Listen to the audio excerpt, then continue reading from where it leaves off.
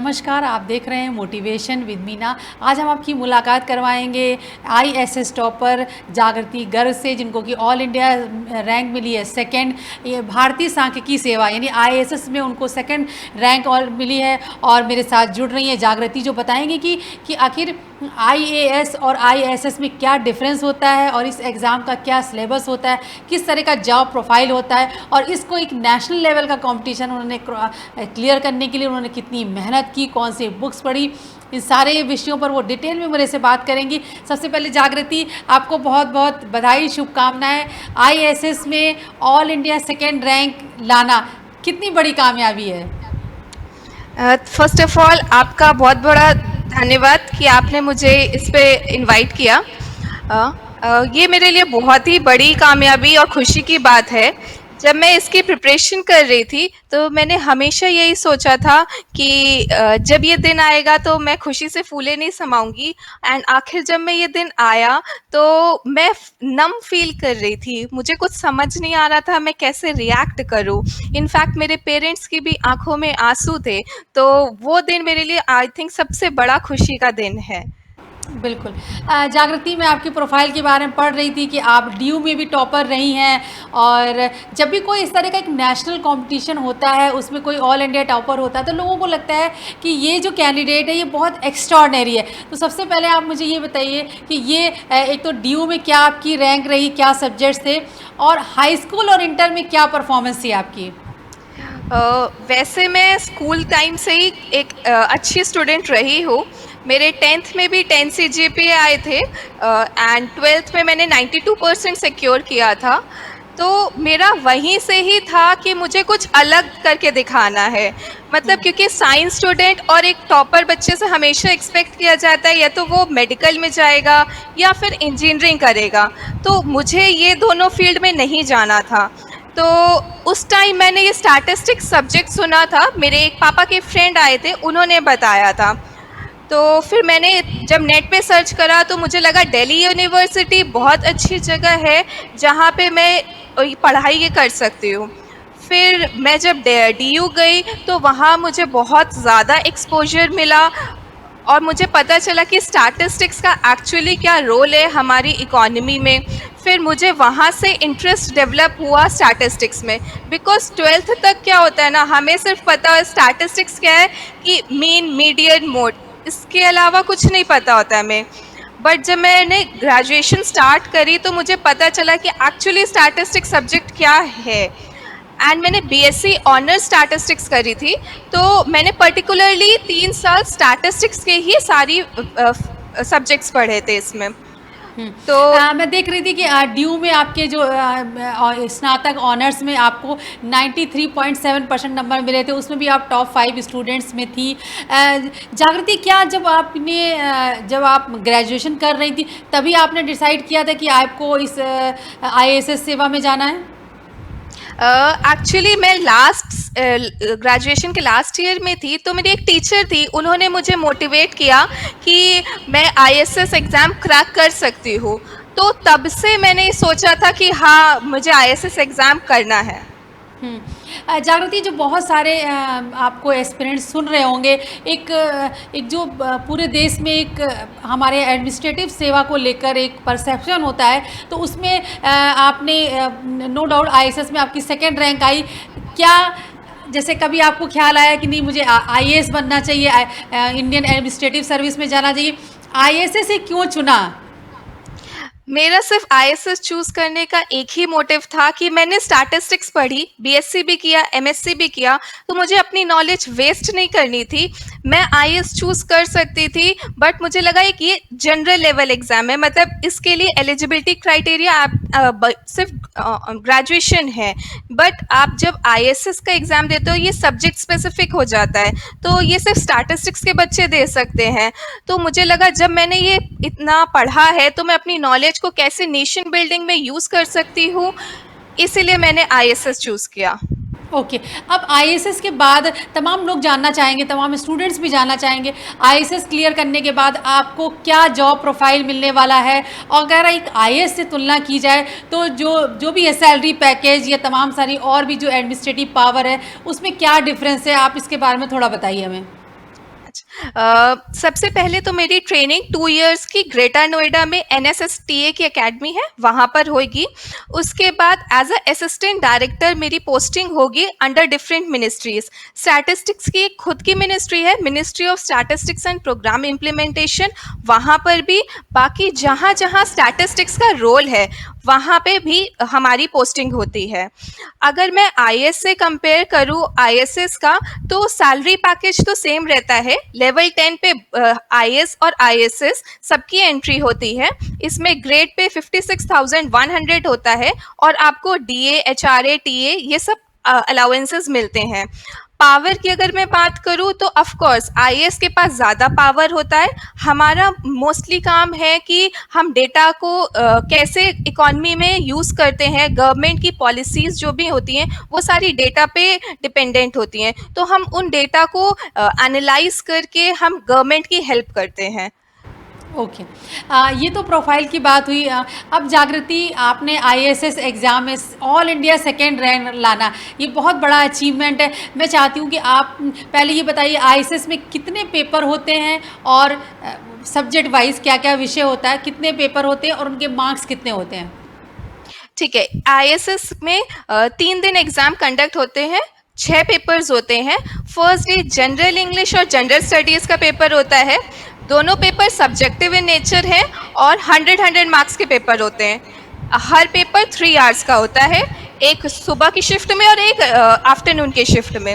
Second day आपके 2 statistics के paper होते हैं, ये हमारे 200 मार्क्स के होते हैं और ये ऑब्जेक्टिव इन नेचर हैं और ये 2 आवर्स के पेपर्स हैं। थर्ड डे आपके फिर से स्टैटिस्टिक्स के पेपर्स होंगे, ये सब्जेक्टिव इन नेचर होते हैं, 200 मार्क्स के and time period is 3 hours.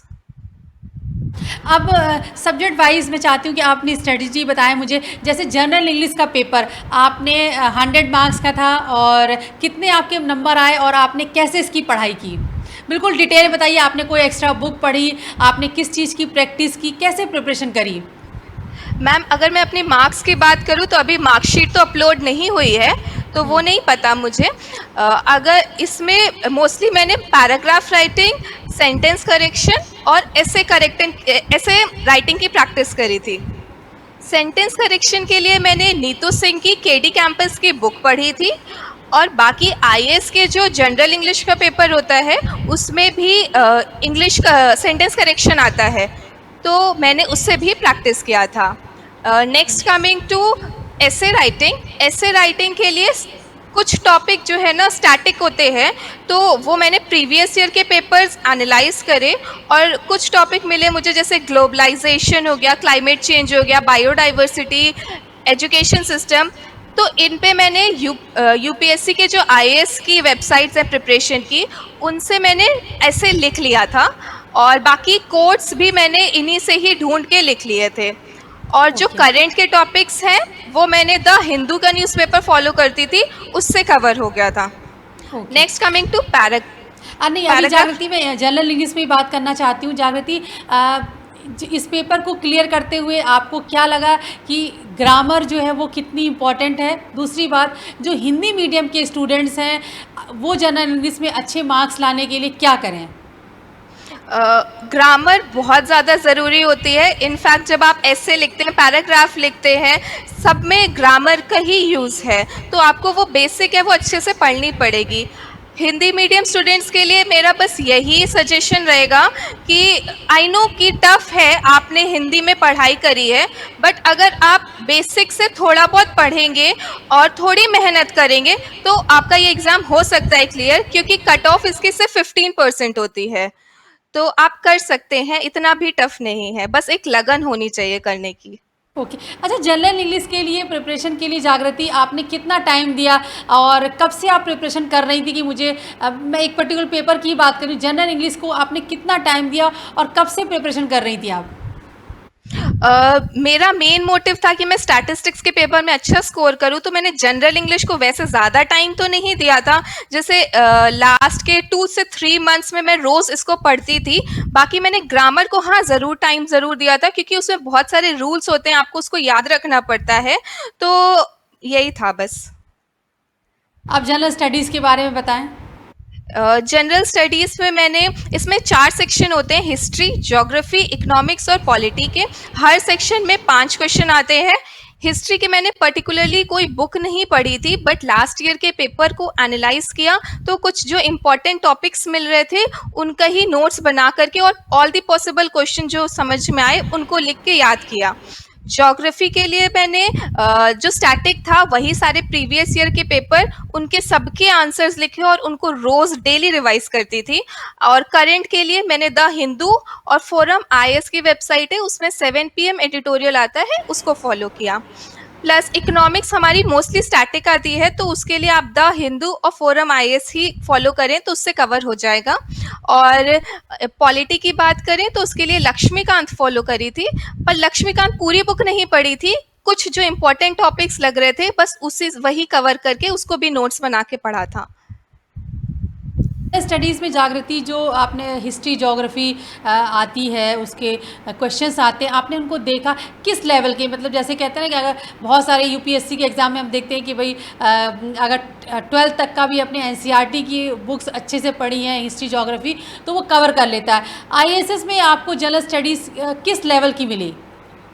नहीं, बिल्कुल ये बात सही है। अगर आपने 12th तक पढ़ी है तो आपका स्टैटिक पोर्शन उससे ज़रूर कवर हो जाएगा। बस एक ये है कि करंट भी आता है अब जीएस में, तो आपको उसके लिए न्यूज़पेपर और यूपीएससी की जो आईएएस की वेबसाइट्स हैं उनको और फॉलो करना पड़ेगा। इससे आपका जनरल स्टडीज़ का पेपर क्लियर हो सकता है। के प्रीवियस क्वेश्चन पेपर सॉल्व किए थे? आई थिंक 20 ईयर्स के मैंने सॉल्व करे थे पूरे। जो 20 ईयर्स के प्रीवियस क्वेश्चन पेपर आपने सॉल्व किए जागृति, कितने हेल्पफुल रहे हैं वो? मुझे बहुत ज़्यादा वो हेल्पफुल रहे, बिकॉज जैसे मैंने बताया मैंने कोई एनसीईआरटी की बुक्स नहीं पढ़ी थी और इनफैक्ट मैं साइंस स्टूडेंट से साइंस बैकग्राउंड से हूँ, तो मुझे कोई आइडिया भी नहीं था।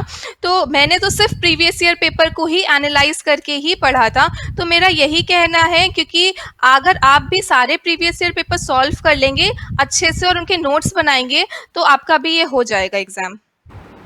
ओके, नेक्स्ट बताइए स्टैटिस्टिक के पेपर के बारे में।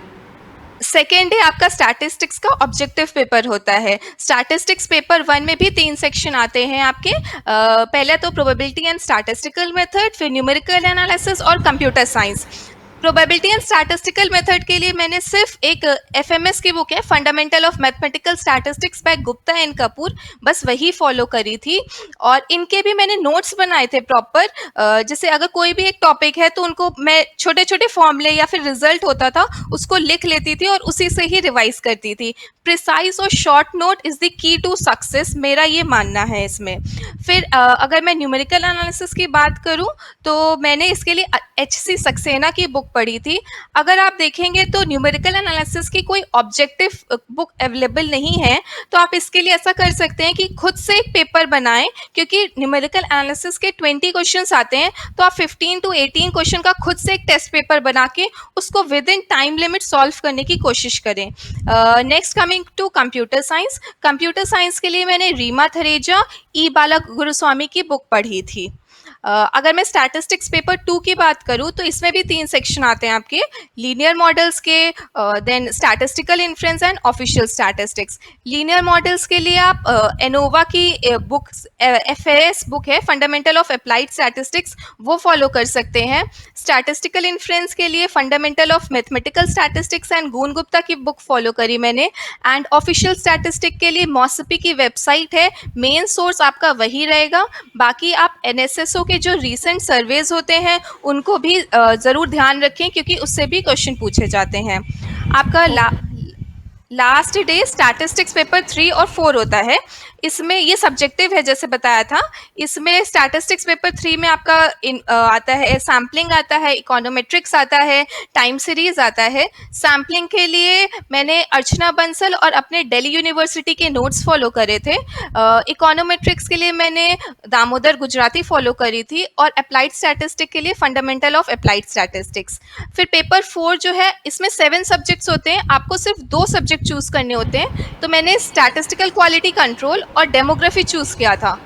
तो स्टैटिस्टिकल क्वालिटी कंट्रोल के लिए मैंने मोंटेगोमेरी की बुक पढ़ी थी और फंडामेंटल ऑफ अप्लाइड स्टैटिस्टिक्स।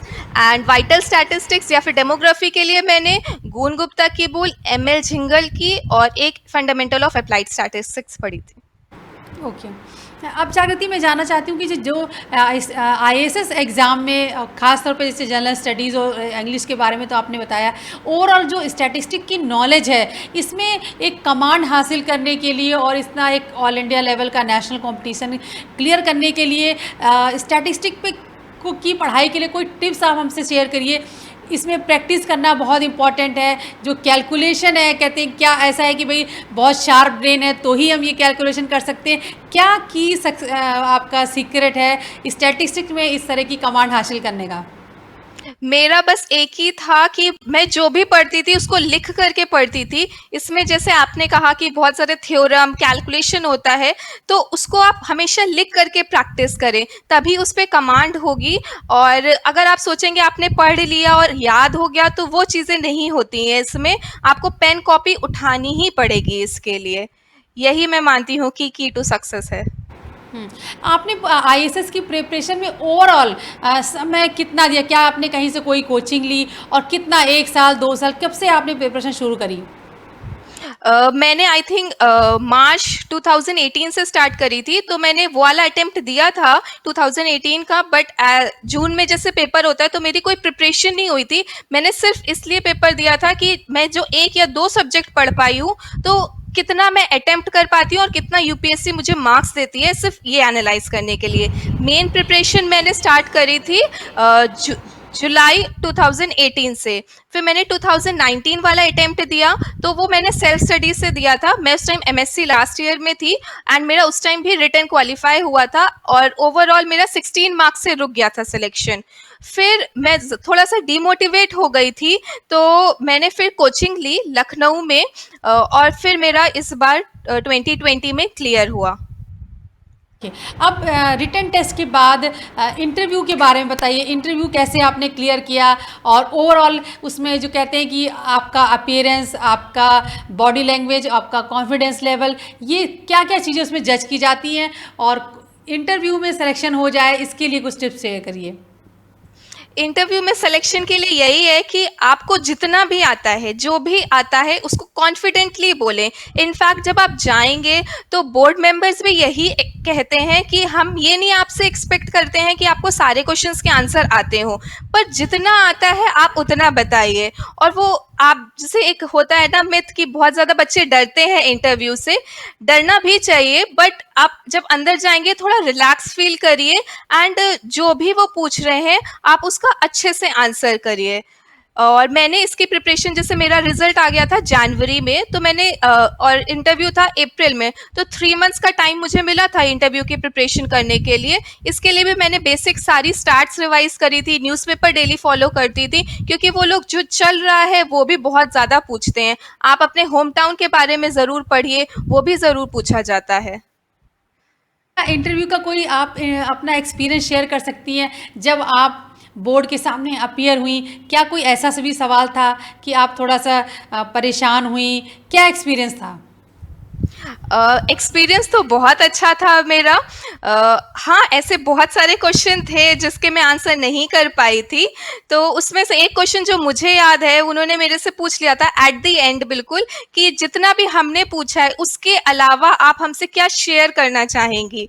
तो वो एकदम ऐसा क्वेश्चन हो गया था जो मैं समझ नहीं पाई थी, और मैं इंटरव्यू हॉल से बाहर निकल के भी बहुत रिग्रेट कर रही थी कि मैं इस क्वेश्चन का आंसर क्यों नहीं कर पाई।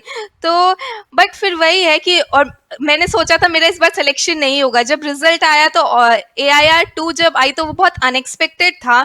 तो वही है कि वो ये नहीं देखते कि आपने कितने क्वेश्चन नहीं आंसर करे, वो ये देखते हैं कि आपने कितने क्वेश्चन कॉन्फिडेंटली आंसर करे। अब जब आप सिलेक्शन आपका हो गया है नए प्रोफाइल के लिए, कितना एक्साइटेड हैं और जैसे आपने कहा कि अब इस सक्सेस को कैसे सेलिब्रेट कर रही हैं आप?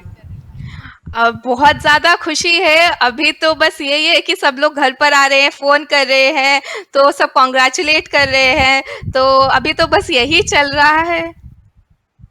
अब बस जागृति, आपने बहुत अच्छी इन्फॉर्मेशन दी। चलते चलते मैं आपसे बस जानना चाहती हूँ, पूरे ना स्टूडेंट्स और तमाम जो पेरेंट्स भी आपको देख रहे होंगे, एक जानना चाहते हैं कि जो एक सक्सेसफुल कैंडिडेट होता है वो कैसा होता है, एक जो एक सक्सेसफुल पर्सनालिटी होती है उसकी पर्सनालिटी में वो क्या की फैक्टर होते हैं। आपने पढ़ाई की, देखिए जो बुक्स आपने पढ़ी ऐसी बहुत सारे एस्पिरेंट्स हैं वही बुक पढ़ते हैं, उतने ही घंटे प्रिपरेशन करते हैं, उसी तरह की कोचिंग भी लेते हैं, लेकिन वो सफल नहीं हो पाते। आप अगर अपनी सक्सेस को एनालाइज करें, वो क्या की फैक्टर हैं जिन्होंने आपको सफल बनाया? मैं मानती हूँ कि 3 की फैक्टर थे मेरी जर्नी में जिन्होंने मेरा बहुत साथ दिया। वो थे कि मैंने एक प्रॉपर शेड्यूल फॉलो करा था, एक कंसिस्टेंसी मेंटेन रखी थी और हार्ड वर्क करने से कभी मैं डरती नहीं थी। मतलब मैं रोज़ सुबह उठती थी तो लगता था बोरिंग कि वही चीज़ें मुझे रोज़-रोज़ पढ़नी है, बट वो हमेशा मैंने ये सोचा कि अगर जो एम है मेरा, अगर उसको मैंने अचीव कर लिया तो शायद जो भी ये सारी दिक्कतें हैं वो ख़त्म हो जाएंगी। और उस टाइम ये नहीं सोचेंगे कि आप कितना कम देर सोए या फिर कितनी फ्रस्ट्रेट हुए, उस टाइम वो खुशी ज़्यादा इम्पॉर्टेंट होती है। तो मेरे लिए 3 ये फैक्टर बहुत इम्पॉर्टेंट थे। क्या आपका रूटीन चलते थे? एक बार रूटीन भी अपना बताइए। जैसे लोगों को लगता है कि जो अरे नेशनल टॉपर है तो वो क्या 24 घंटे पढ़ती रहती थी, तो क्या आपका रूटीन था? नहीं, नहीं, ऐसा नहीं होता है। बट हाँ, कि मैं ये मानती हूँ कि 10 से 12 आवर्स की स्टडी बहुत इम्पोर्टेंट है कोई भी एग्ज़ाम को क्रैक करने के लिए। तो मेरा यही होता था कि मैं सुबह जल्दी उठने में बिलीव करती हूँ, तो मैं सुबह 6 बजे जैसे उठ जाती थी और फिर उसके बाद थोड़ा ब्रेकफ़ास्ट वगैरह करके पढ़ने जैसे 8 ओ क्लॉक तक पढ़ने बैठ जाती थी। फिर उसके बाद जैसे 2 आवर्स स्टडी करा, फिर उसके बाद ब्रेक लिया। मतलब मैं कंटिन्यूअस स्टडी नहीं करती थी, आपको हाफ एन आवर का ब्रेक ज़रूर लेना चाहिए। और मैं ये भी मानती हूँ कि ऐसा नहीं है आपको सोशल मीडिया या फिर फ्रेंड्स फैमिली से कट ऑफ बिल्कुल हो जाना चाहिए। आप उनसे बात करिए, बिकॉज वही हैं जो आपको मोटिवेट करेंगे और आपकी जर्नी में आपको हेल्प करेंगे। तो बस यही ओके, मेरा था। हमसे इतनी इम्पोर्टेंट इन्फॉर्मेशन शेयर करने के लिए। तो ये थी जागृति गर्ग, जिन्होंने आईएएस में ऑल इंडिया सेकेंड रैंक हासिल की है।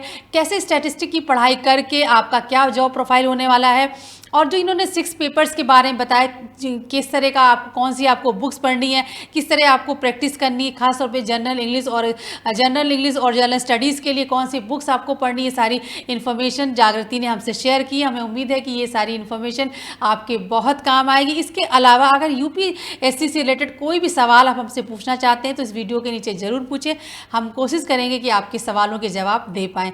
आप देखते रहिए मोटिवेशन विद मीना।